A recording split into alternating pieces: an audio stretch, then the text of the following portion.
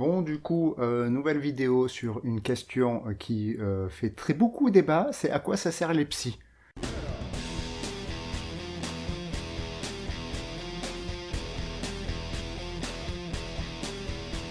Bon, il y a des psys et des psychiatres qui vont pas être très très contents de la vidéo que je vais faire, mais bon, je pense que c'est essentiel qu'on la fasse.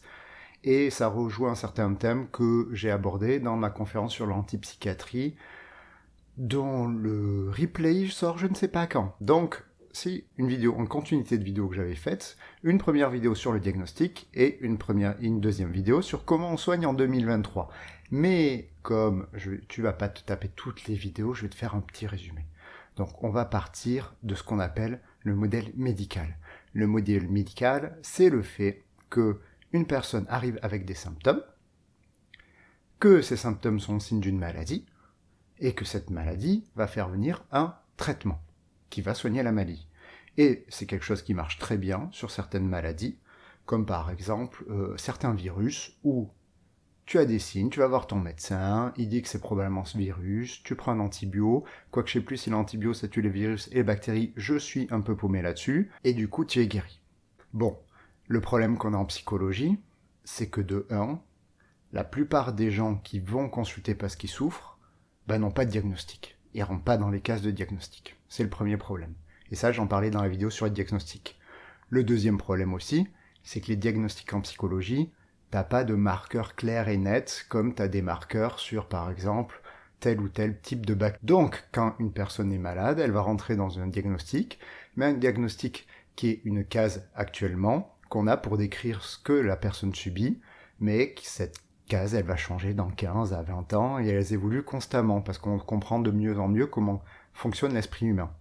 Et en plus, tu as d'autres propositions de classification, tu as des chercheurs qui sont pas d'accord entre eux, tu as des classifications qui évoluent, tu en as des pourris, tu en as des moins pourris, ça change.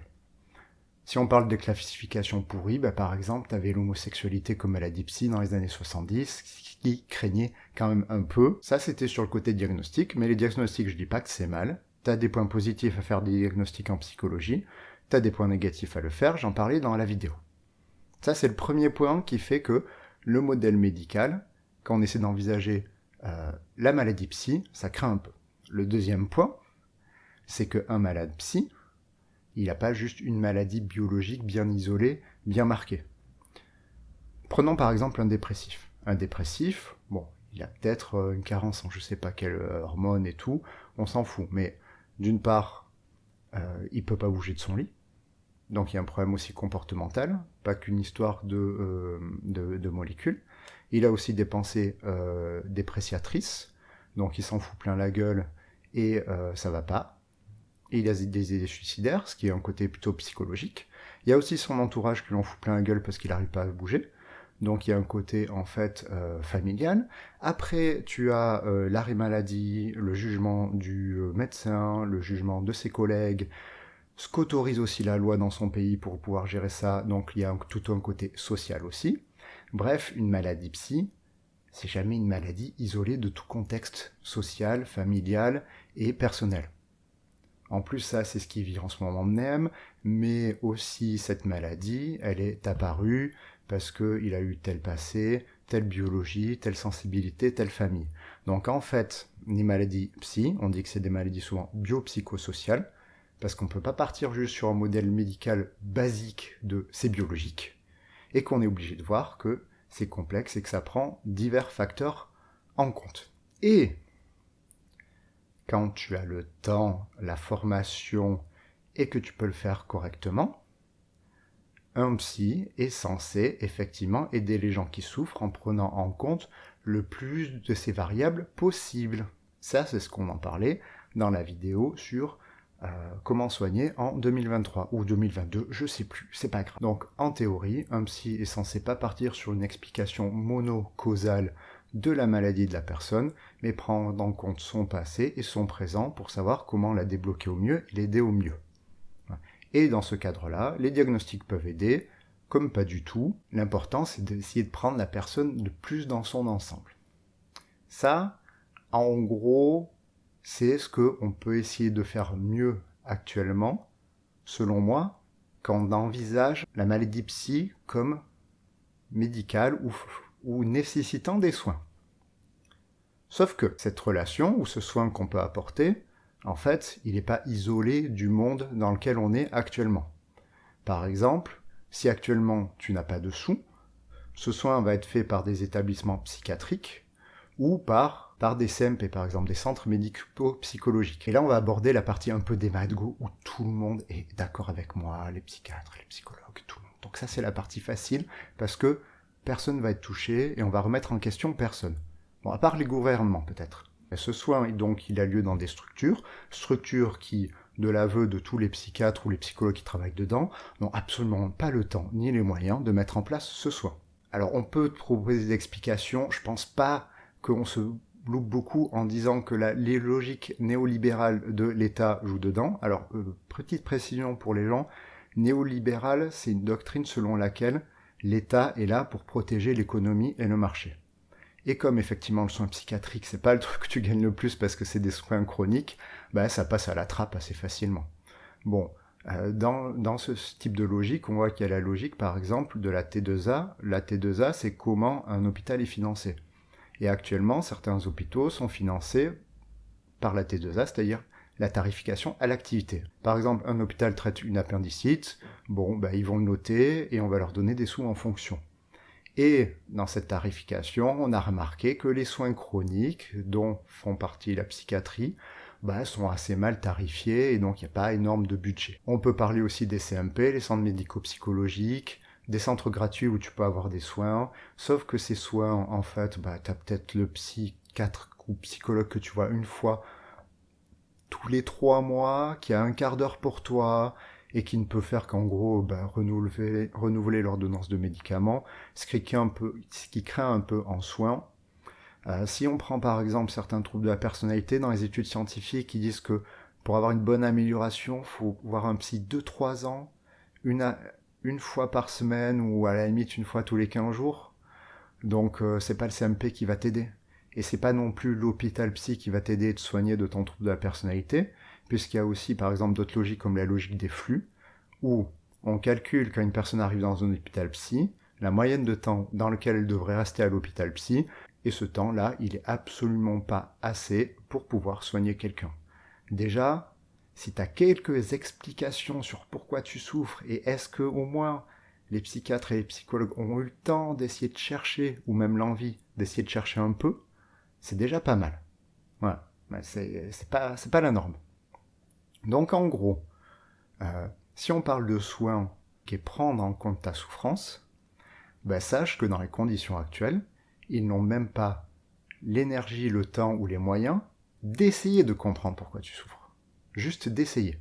Et c'est ce que par exemple moi quand j'ai fait une formation avec des psychiatres, on était psychiatres et psychologues mélangés, la plupart des psychiatres disaient bah ça sert à rien de toute façon que je parle des cas que j'ai parce que je peux rien faire, parce que je les vois tellement peu de temps qu'en fait on peut pas mettre en place de thérapie, je peux même pas essayer de comprendre ce qui se passe dans leur vie.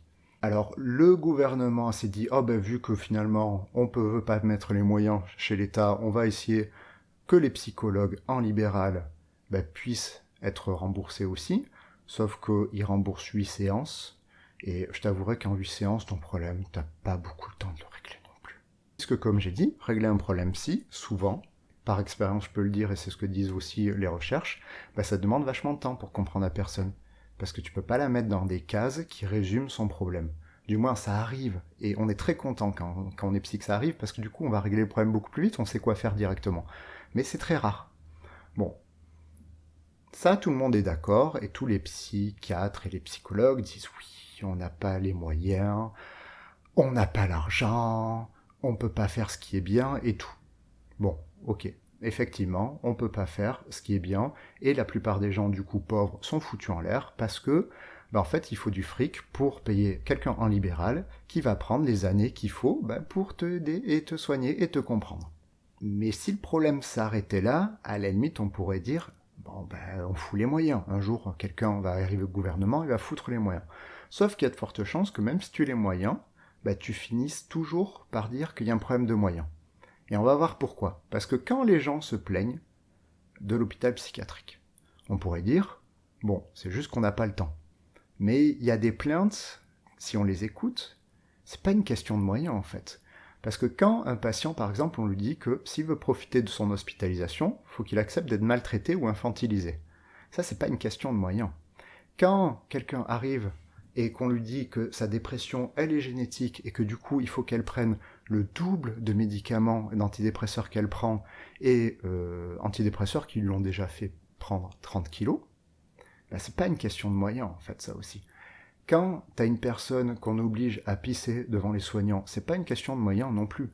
Quand quelqu'un qui n'est pas d'accord avec le soin qu'on lui donne, ben en fait, il peut se dégager, il se soignera jamais. Ça, c'est pas une question, en fait, de moyens. Quand il y a une personne, en gros, qui n'a plus envie de voir un psy, qui trouve maltraitant, et que les autres psys à côté disent « Ah ouais, mais c'est parce que tu as bien fait ton travail. Parce qu'en fait, cette personne, elle résiste. Et si elle n'est pas d'accord avec toi, c'est que tu as bien fait ton travail. Donc, c'est normal, continue comme ça, te remets pas en question. » Ça, c'est pas non plus une question de moyens. Donc, en fait, il existe tout un tas de problèmes qui vont apparaître dans le monde psychiatrique et dans la gestion du soin et de la souffrance humaine qui n'ont rien à voir avec le manque de moyens de l'institution psychiatrique. Et c'est normal qu'il y ait plein de problèmes qui arrivent comme ça, parce que en fait, l'institution psychiatrique, elle n'est pas isolée de toute la société. Donc en fait, la société, dedans, tu peux compter les lois, tu peux compter les normes, tu peux compter les stéréotypes, tu peux compter les rapports de domination, tu peux compter les conditions socio-économiques. Et ça, on ne peut pas négliger le fait que ça joue énormément sur la souffrance humaine. Et d'après vous, quand une personne souffre, est-ce que c'est dû, si on suit les études, hein, je sors pas ça de mon chapeau, quand une personne souffre, est-ce que c'est dû à un mal qu'elle développe tout d'un coup et qui fait qu'elle est déprimée? Ou alors, est-ce qu'il n'y a pas des gros facteurs dans la société qui vont venir créer les problèmes qu'elle a?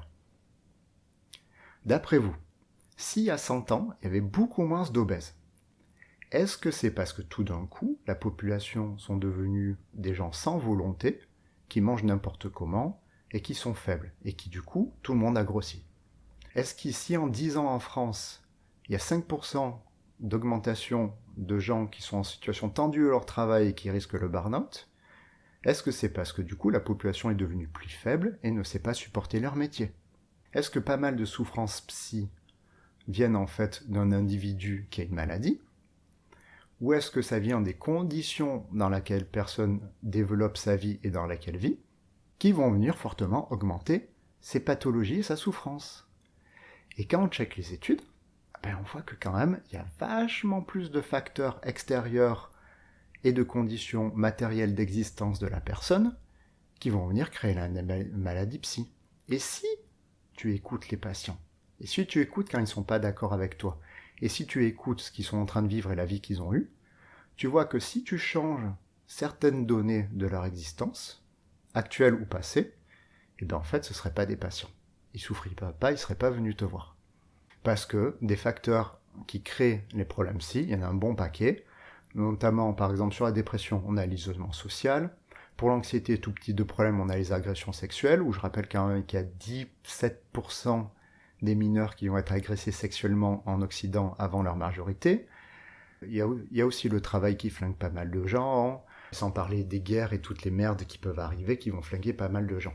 Et concernant les conditions socio-économiques, ben, je te l'ai dit, effectivement, déjà, si t'es pauvre, t'as pas de soins. Et l'idéologie néolibérale est effectivement quelque chose qui va influencer le soin psychiatrique et la façon dont on voit les patients.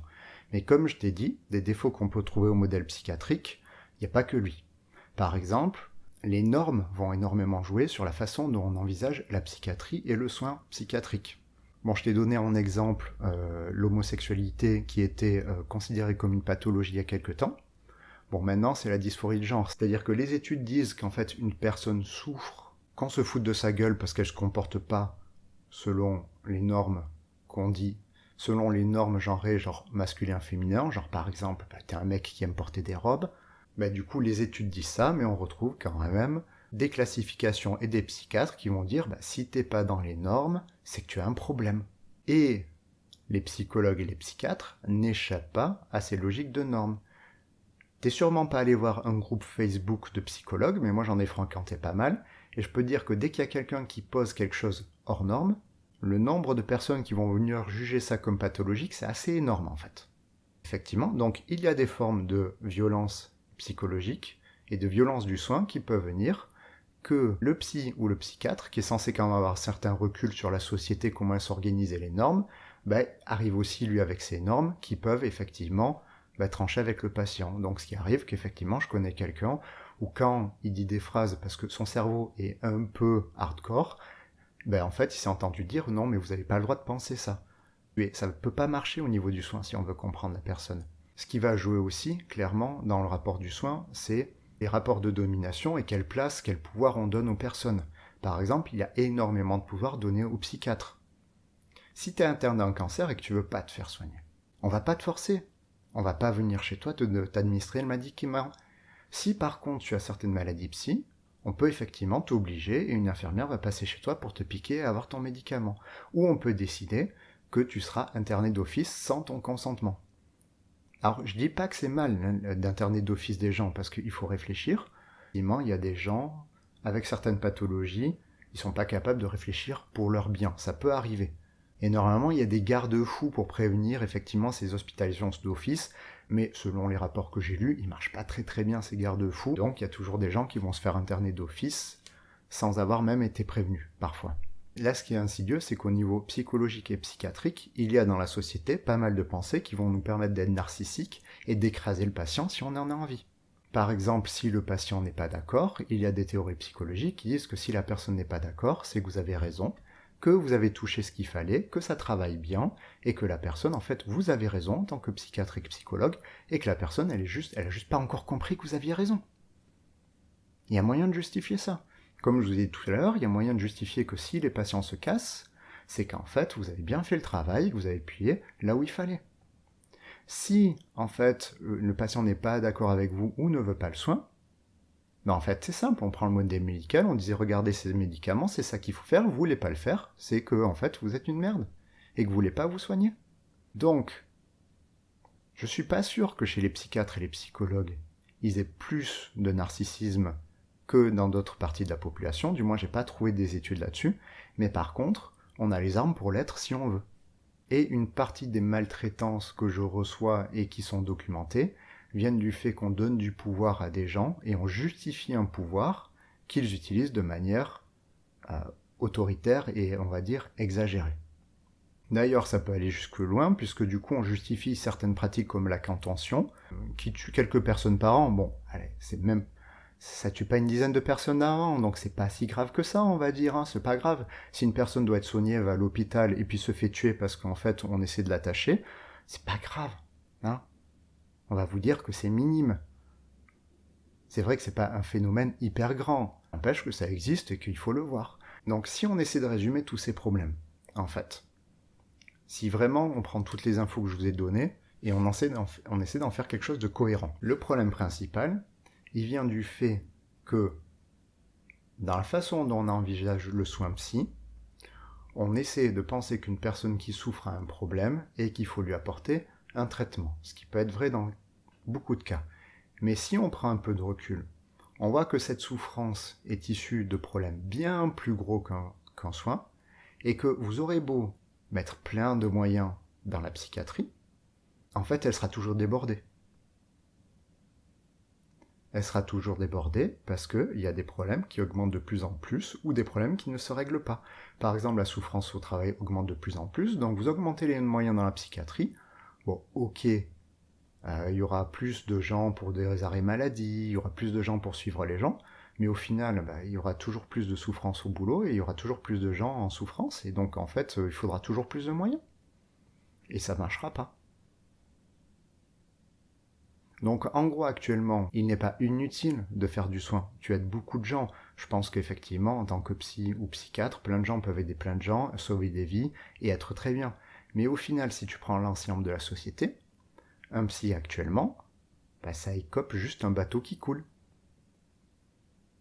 Parce que les problèmes, en fait, il y en a beaucoup qui vont en augmentant. Alors c'est vrai, on n'a pas beaucoup de guerres, mais on a plein de problèmes dans tous les sens quand même.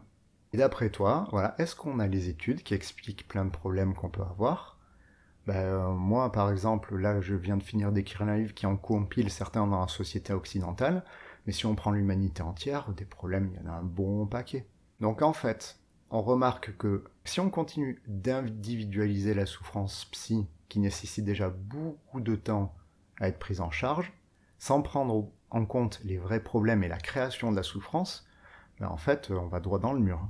Et du coup, quand je te dis qu'un psy actuellement, c'est quelqu'un qui coupe juste un bateau qui coule, ok, c'est ma métaphore personnelle, mais je le sors pas de mon cul, en fait. Parce que tu as plein d'études qui commencent à aller dans ce sens et qui commencent à dire qu'il y a un problème.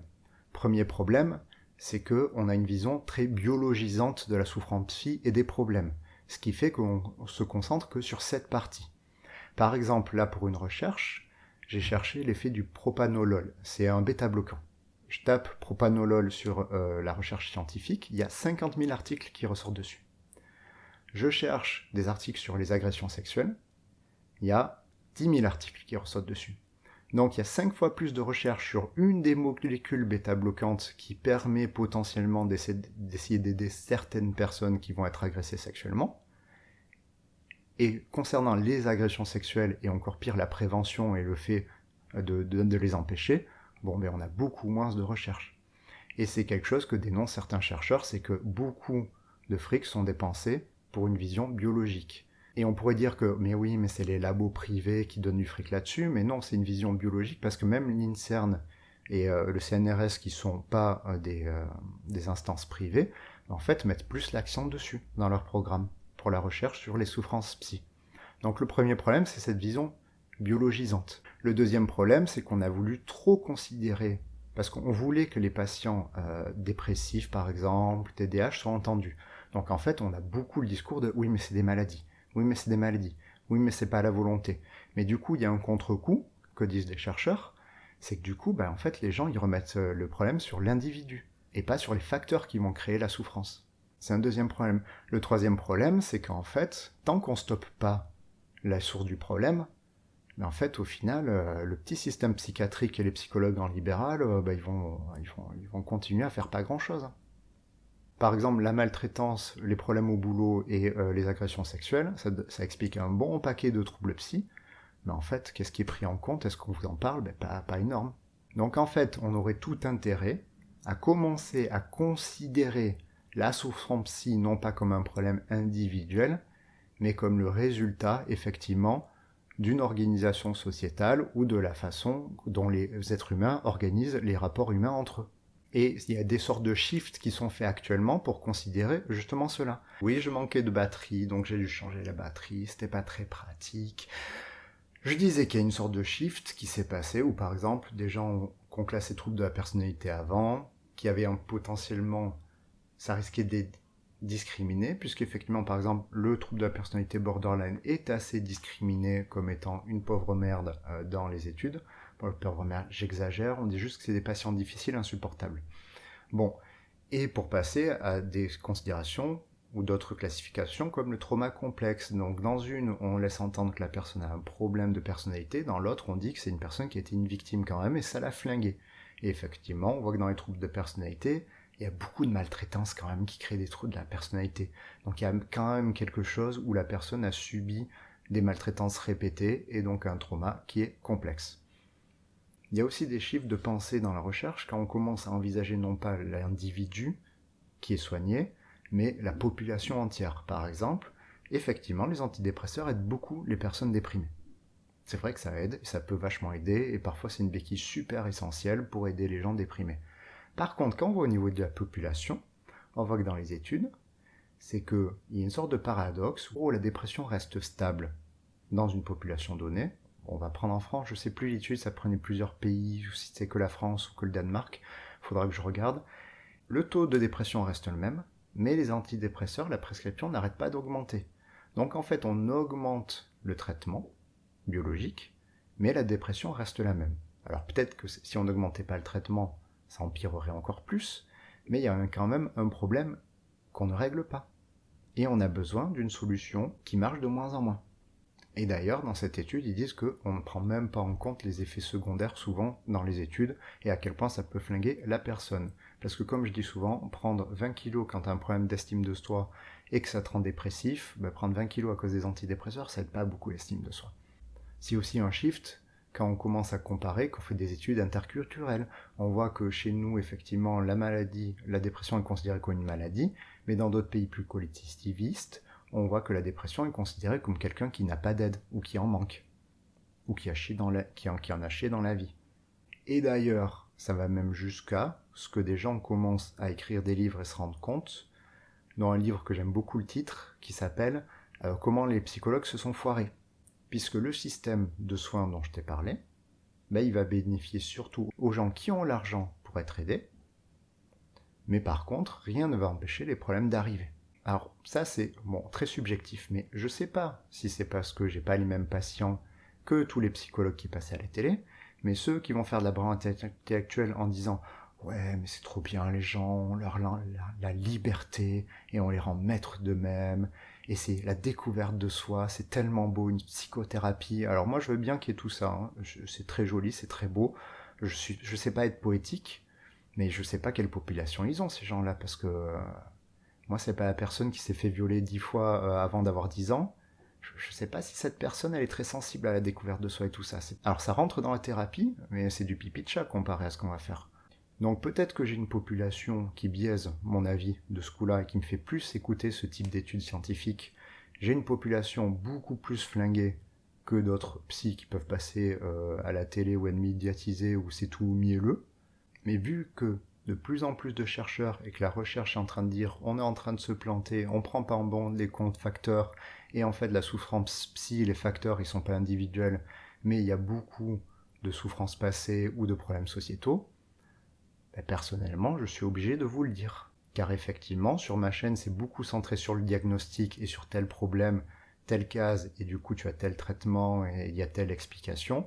Mais en réalité, en fait, la plupart des gens souffrent non pas parce qu'ils ont chopé une dépression comme on chope un rhume en fait. Donc il y a des trucs qui se développent avec ces connaissances comme la psychologie communautaire, où le but ici ce serait d'apprendre à se gérer tous ensemble soi-même sans être trop violent, ou alors d'apprendre à gérer les problèmes quels qu'ils soient. La moindre personne qui lutte en gros pour être acceptée alors qu'elle n'est pas dans les normes aussi fait une part de boulot pour essayer d'aider d'autres personnes et d'essayer de limiter la souffrance d'autres personnes. Mais si tu fais partie du soin ou si tu t'intéresses au monde médical, il y a quand même des questions à se poser s'il ne faudrait pas en fait refaire les métiers tels qu'ils sont faits, comment les organiser. Parce que par exemple, un psychologue scolaire, il va avoir quelques individus qui ont des difficultés scolaires, il va leur parler, il va en avoir un ou deux pour leur faire des tests, parce que de toute façon il n'a pas le temps, parce qu'il a des milliers d'étudiants, donc il va faire quelques tests pour détecter les problèmes. Il n'aura pas le temps de faire bien les tests, donc il va faire juste un test de QI. Les familles, il ne pourra pas les voir, il n'aura pas le temps, il va passer son temps à des réunions dont il n'a rien à foutre pour parler des élèves dont la plupart, en fait, il les a jamais vus. Est-ce que, finalement, ce psy scolaire, il serait pas plus utile, il aiderait plus le monde si, en fait, il allait faire de la prévention sur les agressions sexuelles dans les collèges? Est-ce que ça limiterait pas vachement la casse, en fait? Pareil pour les psychiatres, hein. C'est bien, je pense qu'il y a plein de patients qui doivent beaucoup être aidés par voir un psychiatre 15 minutes tous les 3 mois dans un CMP. Maintenant, est-ce qu'il n'y a pas mieux à faire avec le psychiatre que de servir à ça? Et c'est pour ça qu'il y a autant de questionnements sur la psychiatrie. Il y en a même qui disent qu'en fait on devrait carrément faire la disparaître. C'est qu'en fait, étant donné qu'elle n'a pas les moyens de faire son rôle de soin, étant donné qu'en fait il y a de plus en plus de gens qui finissent mal, qui vont mal, ou alors des problèmes qui ne se règlent pas, qui restent les mêmes, comme la pédocriminalité, des fois, le rôle de la psychiatrie, elle dérive. Et on parle de psychiatrie des fois pour du contrôle social. Comme ça, les gens qui nous font chier, ou les gens qu'on trouve cons, on n'a qu'à dire qu'ils ont qu'à aller en psychiatrie. Ou alors les gens qui ont des gros problèmes sociaux et qui viennent de milieux absolument dégueulasses, on n'a qu'à dire qu'ils ont qu'à aller en psychiatrie. Bref, c'est un peu la poubelle de tous les problèmes de la société.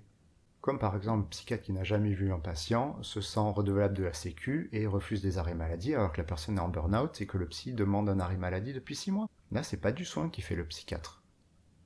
C'est du contrôle de la sécurité sociale. Donc moi je peux comprendre qu'il y ait des psychologues ou des psychiatres désœuvrés parce qu'ils n'ont pas les moyens de faire du soin, mais c'est pas la raison pour prendre un rôle social encore plus dégueulasse. Par exemple, j'ai beaucoup de patients qui ont été soulagés quand le psychiatre a dit, désolé, je peux pas vous aider en fait. Parce que le psychiatre qui insistait en disant que c'était la faute du patient, ça lui faisait pas du bien. Par contre, quand le psychiatre a dit non, mais en fait, le programme qu'on fait, il sert à rien, il est pas du tout adapté à vous, et en fait, on se plante, ça fait vachement de bien au patient, en fait. On peut avouer qu'on peut pas faire son boulot correctement. Ou qu'on n'a pas les moyens, ou qu'on le fait. On n'est pas obligé d'être désagréable et maltraitant et d'utiliser des justifications que le système nous donne pour écraser le patient encore plus.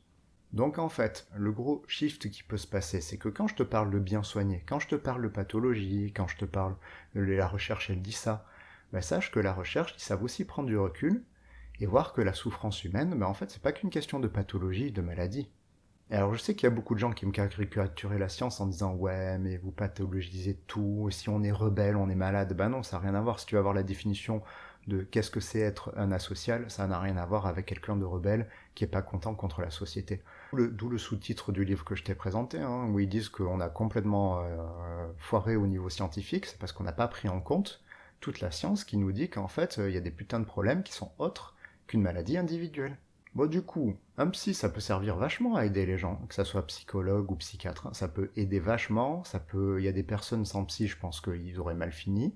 Par exemple, il y a le chanteur d'Imagine Dragons là, qui a fait une vidéo pour expliquer à quel point c'était bien d'aller voir un psy, et il a raison.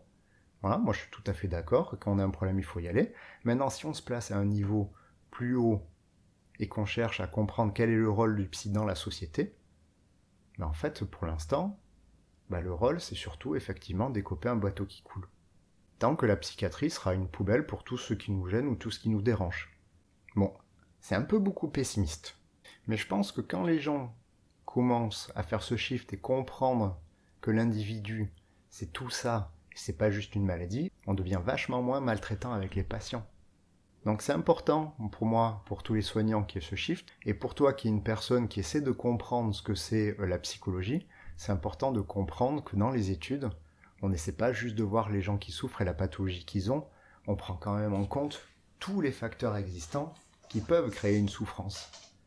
Dont les facteurs sociétaux, qui sont quand même hyper prégnants dans l'apparition de telle ou telle pathologie. Est-ce que ça veut dire que du coup, en faisant une société parfaite, tous les problèmes psy sont réglés? Non, parce que tout le monde n'est pas parfait, tout le monde est différent, mais en gros, il y a une grosse partie de souffrance psy qui pourrait être évitée par des changements sociétaux. Si on prend l'exemple le plus fréquent, c'est la dépression et l'isolement social. Il y a des patients, ils n'auraient pas à être isolés comme ça. C'est l'isolement qui crée le problème. C'est pas les patients qui tout d'un coup sont tristes de leur vie. C'est parce qu'ils ont une vie de merde. Et c'est à cause de tout ça qu'effectivement, par exemple, ça m'arrive de faire des vidéos sur les agressions sexuelles, sur les inégalités, puisque en fait ça joue sur les troubles psy et les problèmes psy. Et plus tu le comprends, plus tu es capable de comprendre ta propre souffrance et celle des autres. Et du coup, je pense que c'est peut-être que je me plante peut-être, mais mieux on comprend, plus c'est facile de s'en sortir et de gérer les problèmes. Voilà. La semaine prochaine ou le mois prochain, ça va être plus gai, parce qu'on va essayer de voir pourquoi dans des populations, il y en a qui tuent plus de gens que les autres. Ça va être super sympa.